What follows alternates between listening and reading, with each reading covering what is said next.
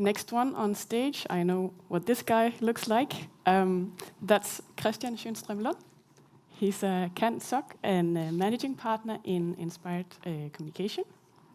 He's an expert in what we call value-based selling. He's been doing that for the last 15 years. He's been teaching hundreds of salespeople and sales leaders. And next to running his own company, he also teaches students at the Copenhagen Business School in sales strategy. And then I've heard something about a PhD in around 6 months about strategic sales as well. And he will share some of that research with us, so we can go home and implement it in our own companies, hopefully. Give a warm welcome to Christian.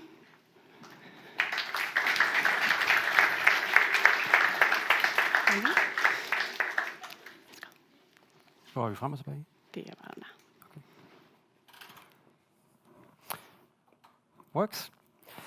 Thank you very much. Well, as Nadja said, I'm going to talk to you about sales strategy and implementing sales strategy. A little under than a month ago, I was on stage as CBS executive. CBS has these summer schools for executives. And I taught this course in strategic sales development, and together with 2 colleagues and researchers, we spent a week diving into this research. And I've boiled it down to 20 minutes now. And I have taken the most applicable examples and the most interesting research results to share with you today. So if there's one thing that I hear from my customers, and I read in research, it is that business-to-business sales is becoming increasingly analytical. Now, one of the reasons for this is that we see a lot more competition. So one of the ways to differentiate and keep relevant is to differentiate from your competitors. And the typical way to do this in many companies is to add servitization. So in other words, to add services to your products, to add advisory possibilities to create more values with your customers. Now, obviously, this is not easy. It might improve your profit, but it definitely also adds complexity. And that's a problem because most sales organizations are built for a much simpler time. So that was back when we had the products and we had the salespeople simply selling the products. You would cold call, you would get out to customers, you would talk to them, you would present, and you would move on to the next customer and the next product. Unfortunately, things have changed to becoming more complex today. So what do? Well, we simply ask more of our salespeople, right? The salespeople must deliver more value.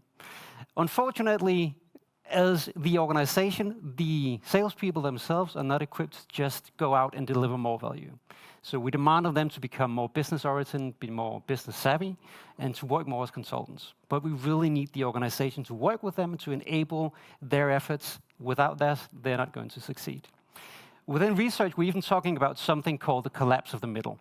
So you have, if you look at the salespeople, the entire population of salespeople like this, then you have the ones who are very good at booking meetings, very good at initiating the sales. They are still going to be around. We still need people to book our meetings.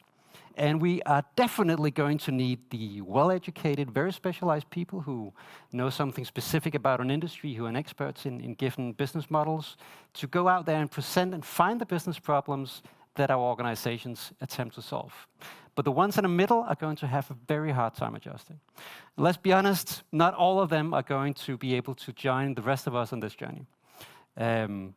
But the way to enable the most of them to do that is to have the entire organization work together, to develop the processes and to iteratively improve the processes that we have and adapt them to the way our customers buy.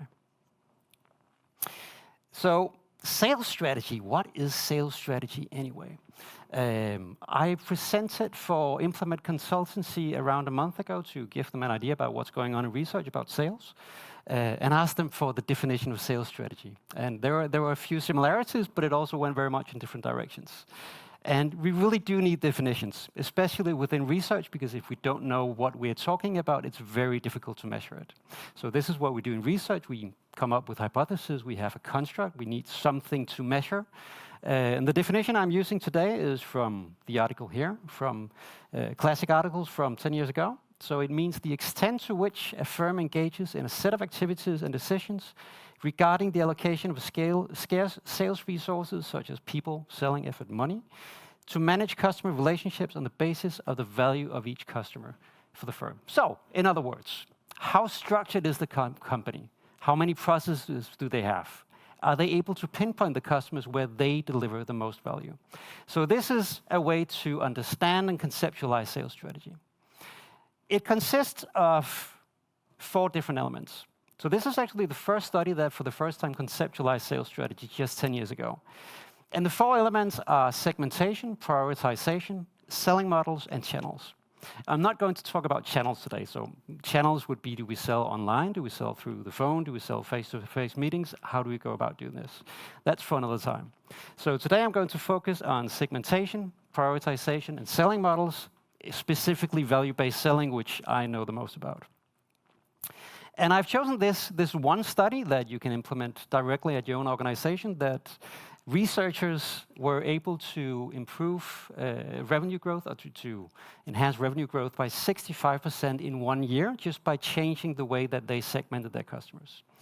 With regard to prioritization, I will share a study with you that showed a significant increased customer satisfaction in the top tiers. And finally, we'll talk about value-based selling, which is a type of selling that we should occupy ourselves with if we are selling products and services and creating value with to our customers that shows significant performance improvement where it has been attempted successfully.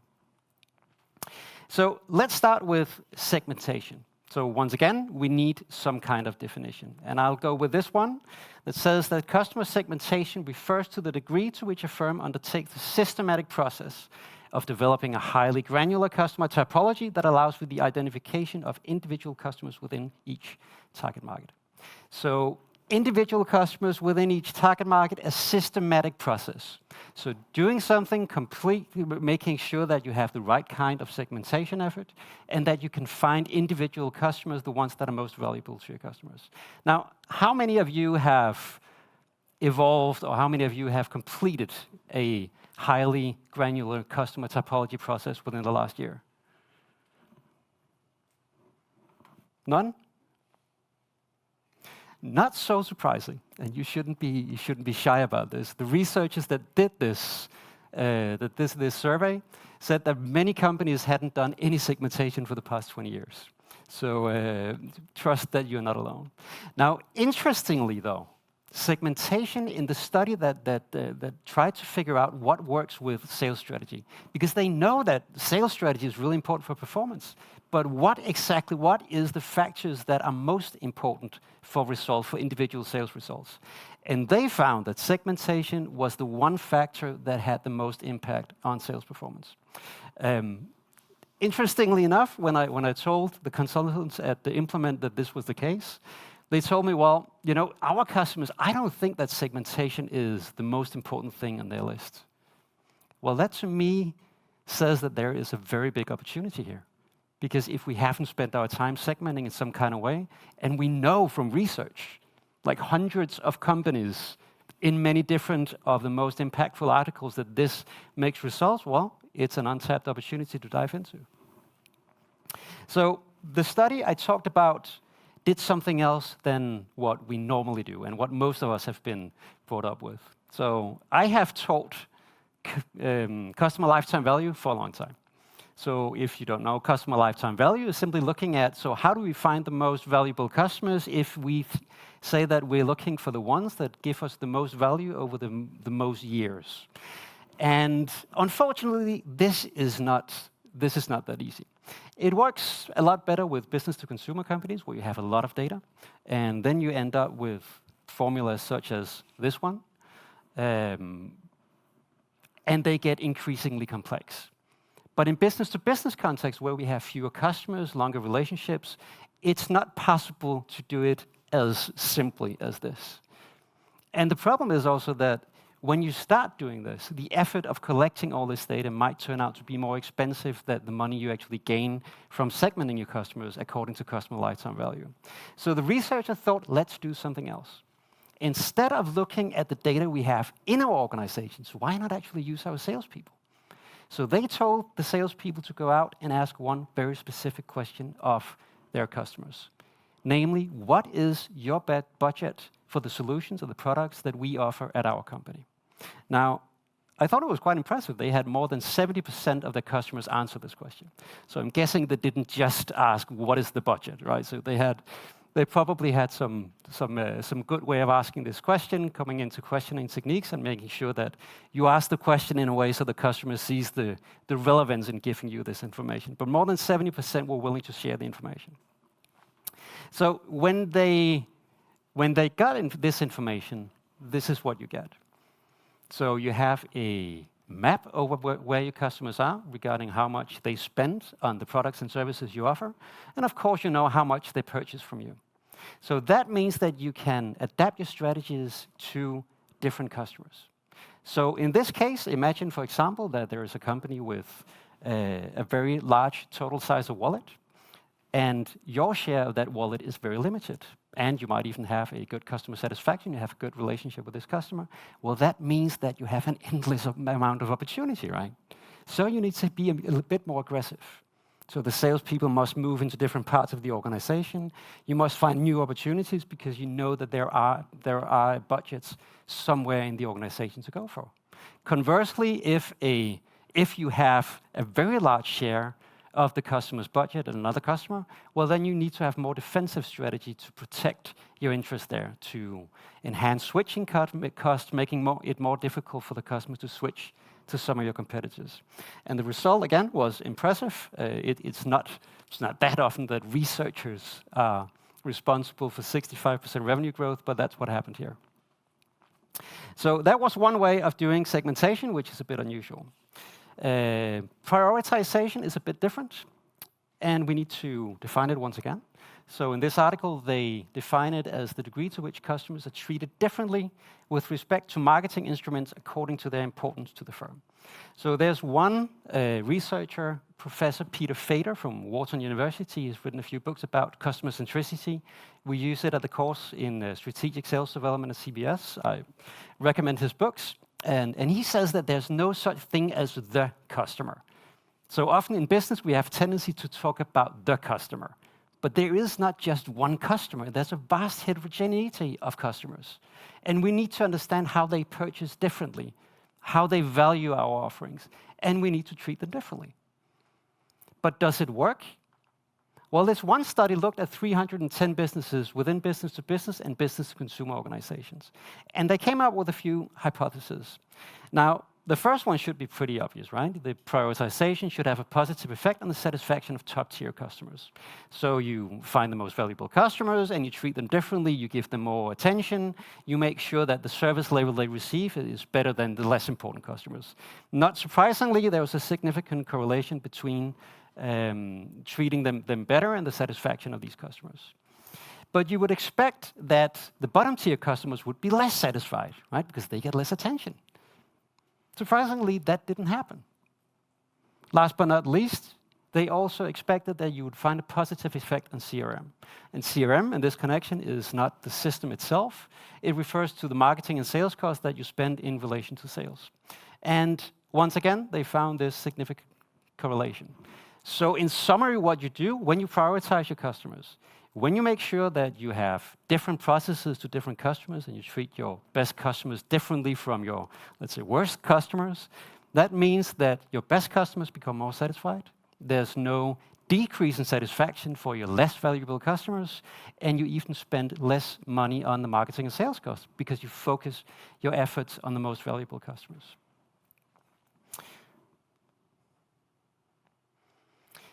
So then the question becomes, of course, how do you sell to these people? So we found the segments, we found the customers that we want to focus on, we've divided them into tiers.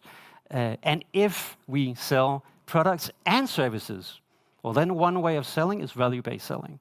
It's a concept developed by a researcher a few years ago. And let me just stress that this is only if you sell products and services. So if you create value, if you're trying to solve business problems, this is the way to go about it. If you only sell products, you shouldn't spend too much time advising on business problems. There's an article from some very famous researchers, and the article's name is "It's Almost Like Taking the Sales Out of Selling." That's what value-based selling is. To me, I think that's because they think of selling pretty much like this. You know, the annoying people calling you in the middle of a meeting, trying to sell you something that you don't really care about. They don't know anything about your role or your business problems. They just want to shove something down your throat. So this is not what value-based selling is about. To understand what value-based selling is, it's good with a bit of background. And I recently found a very new study that talks about the background for how value-based selling came into existence and have become very popular. And these researchers talk about this increasing number of enterprises, but not just the big ones. They cite the big ones here, of course. But every company that delivers services and create value for customers over and above just delivering products, they do it through servitization, through injecting services to enhance the value creation potential. And just to be clear, servitization is an academic term for this exact thing. So the strategic shift in firms' offerings from traditional core product business to develop ancillary service offerings and value-added solutions. So not just delivering the product, making sure that you advise the customer how to implement the product, making sure that you try to estimate the effect of the product and the solution to the customer's business. These are some of the things that we're talking about when we are talking about value-based selling. One more thing I think is important to focus on is, I said that before, I'm just going to repeat it here again, that implementing these processes successfully depends not only on this individual salesperson, on their teams, but on the entire provider organization.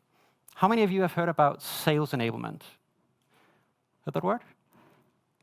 Yeah, it's becoming increasingly known. There's a very good book that I recommend called Sales Enablement.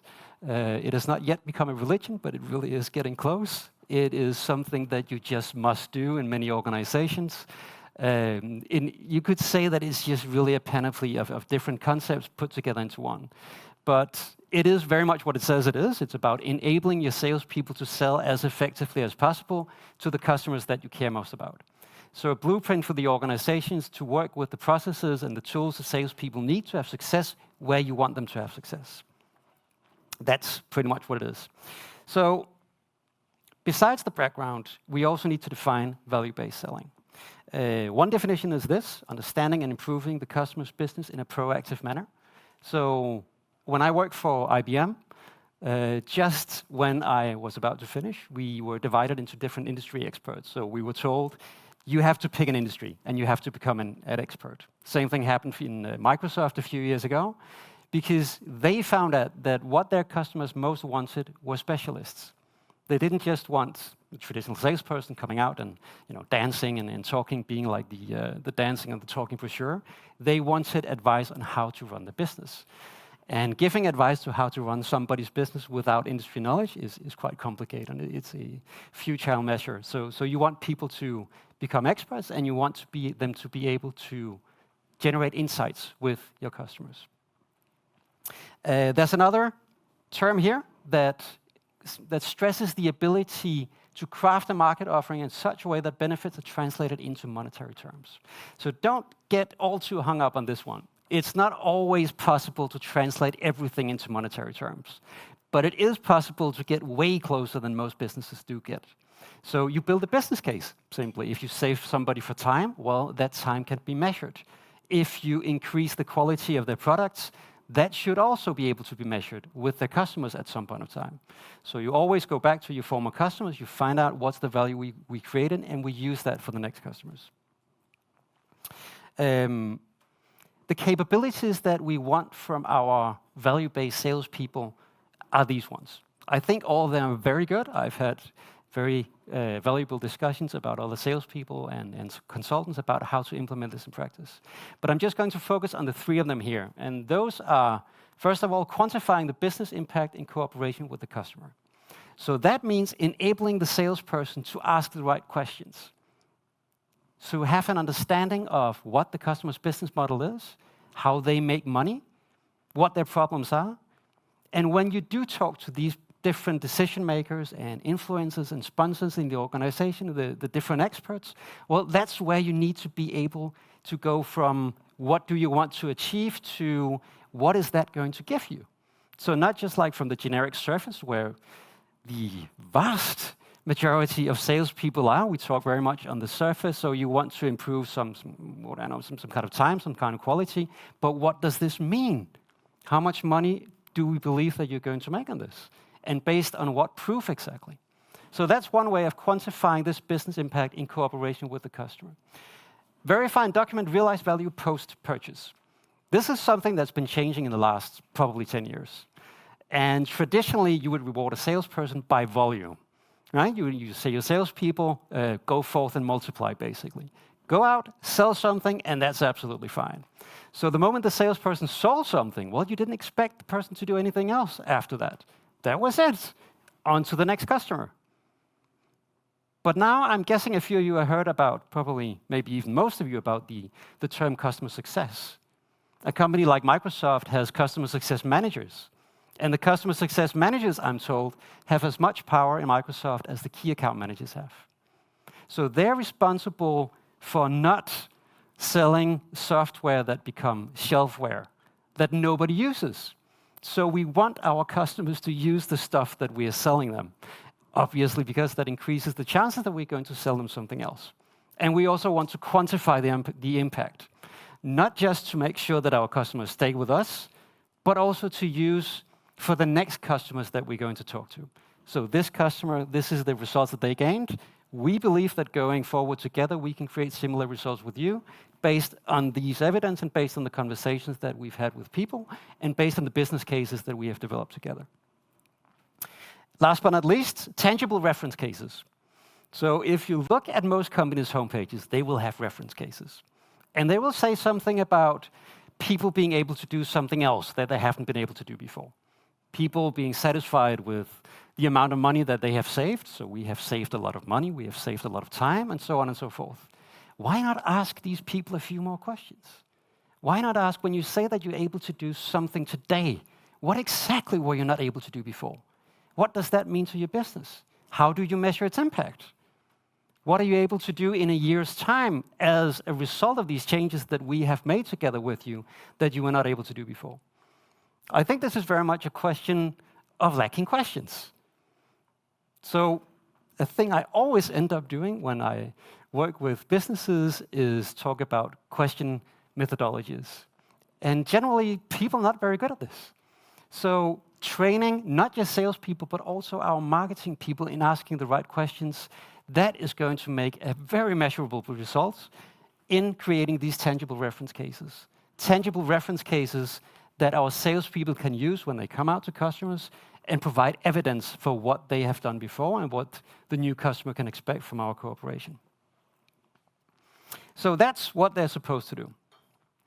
The capabilities, there's a few dimensions of value-based selling behaviors.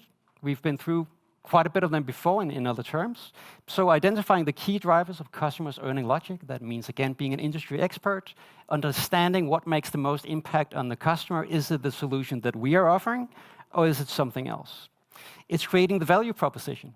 Interestingly, there's a lot of research being done at the moment in value propositions, and that is talking about the degree to which a salesperson builds up quantified evidence about the size of the market offering's value opportunity in terms of its impact on the customer's business. So once again, making the business case together with the customers, demonstrating what it's going to have or what it's going to do for the customer and what the impact is going to be. And focusing on convincing customers that the proposed offering would impact their profit statement. So not just something we do for this one particular department, it's how we help that one department benefit the entire company. So as you can probably work out, this is not something that is easily done. It's not something you do from one day to another. It's not something that you solve with 1 or 2 days workshops and you put your sales managers on a workshop. I've tried that a few times to teach sales managers. It's really a long haul. These are difficult concepts to teach, and it's even more difficult to learn to do this in practice. So it does take time, but the rewards are very much worth it if you concern yourself with business consultancy and advice. So to summarize, we've been through these 3 elements of sales strategy, but of course we want to measure how things are going in practice. So segmentation is not just one thing. It's not just asking your customers about the budget that they have. Recently, some Danish researchers has made a meta-study of the studies being done in the past 30 years about segmentation methodologies in business. And they have come up with a very boring but very insightful article about all the different ways of segmenting your customers. And there's not one correct way of doing this. It really depends on the business that you're in, the needs that you have, and which customers you prioritize. So that's one way of measuring things. Prioritizations, the customers are not created equal. There is not just one customer. You must choose. And this is something that few companies do. Peter Fader has this point that it's really just a few % of businesses that have moved in this direction towards customer centricity and do it correctly and really do it dedicatedly. You need processes and you need to really dedicate resources to the most valuable customers. And as you saw in the study, this is great. It seems as there's no downside. 310 companies showing that satisfaction in top-tier customers will increase. You will get no decrease in customer satisfaction in bottom tiers, and you will even spend less money on marketing and sales costs. And finally, value-based selling. You need organizational commitment. You want to hire business consultants, and you want to train for the skills that enable your salespeople, those of them that are able to take this journey, to act as business consultants. You cannot just expect them to do it by themselves. You must have organizational commitment.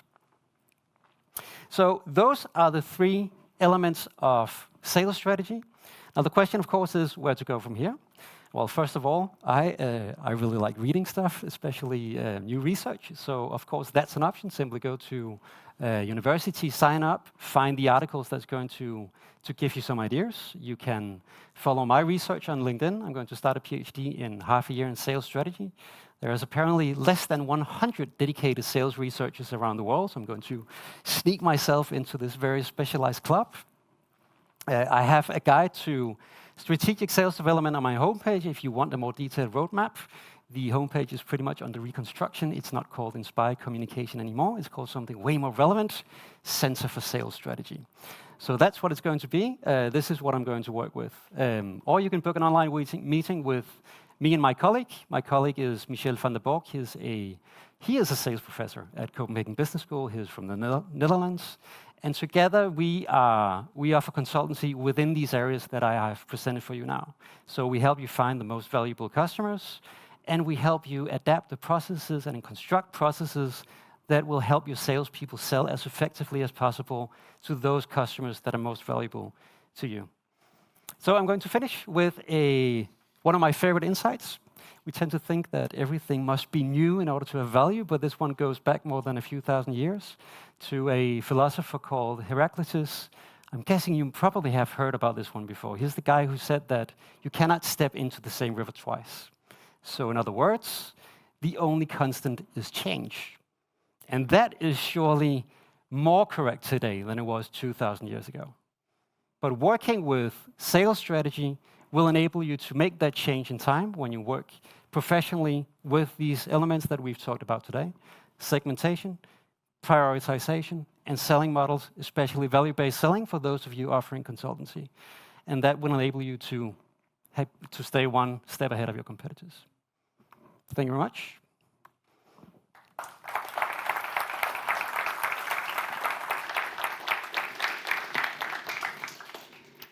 Do you have any questions? Any questions for Christian?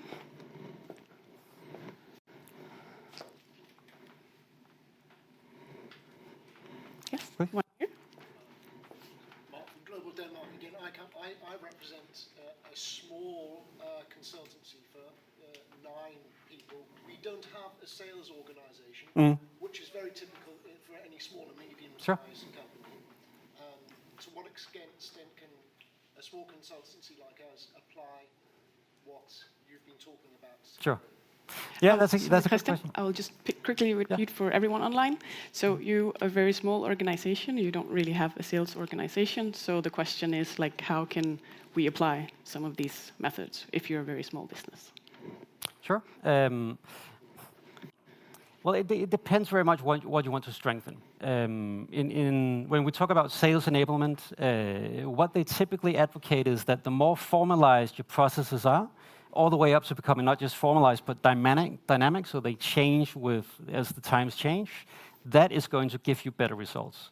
But when you have small organizations, you cannot spend your entire time analyzing every single thing that's happening, right? And if you have few relations, there's going to be a point when you said, okay, enough analysis, now we actually have to call some customers.